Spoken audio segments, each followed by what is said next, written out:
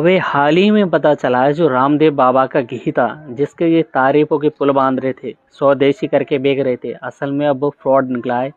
क्योंकि जब जांच के दौरान उसमें पता चला तो और भी चीज़ें उसमें इंक्लूड थी, जैसे कि पाम ऑयल और भी केमिकल्स जो आपके लॉन्ग टाइम के लिए आपको यानी आपको फ़ायदा पहुंचाने की जगह कहीं ना कहीं नुकसान ही पहुंचा रहे थे।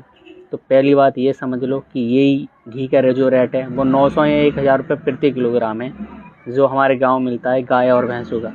अगर सेम रेटों पे अगर कंपनी आपको प्रोवाइड कर रही है तो भाई आप समझ जाइए उसमें मिलावट है। क्योंकि उसी रेट पे वो पैकेजिंग लगाते हैं, ट्रांसपोर्ट लगाते हैं और भी टैक्स देते हैं। ये चीज़ सब इंक्लूड करके आपको उसी रेट पे कैसे दे सकती हैं कंपनियाँ? क्योंकि भाई कंपनी को चाहिए प्रॉफिट, ना कि लॉस। समझ जाइए उसमें कुछ ना कुछ मिला हुआ है, जो कि हमें पता चला है चेकअप में।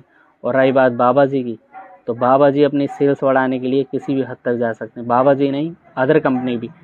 क्योंकि बाबा जी सबसे पहले धर्म से जोड़ते हैं, कोई भी प्रोडक्ट लाएं स्वदेशी करके जोड़ते हैं, संस्कृति से जोड़ते हैं। क्योंकि लोगों को उन्हें प्रोडक्ट ज़्यादा से ज़्यादा सेल्स करना है, इस वजह से भावना से खेलते हैं वो। ये चीज़ कंपनियाँ बहुत अच्छी तरीके से जानती हैं। इस वजह से मैं किसी की बुराई नहीं कर रहा हूँ भाई, ये सच्चाई असलियत बता रहा हूँ।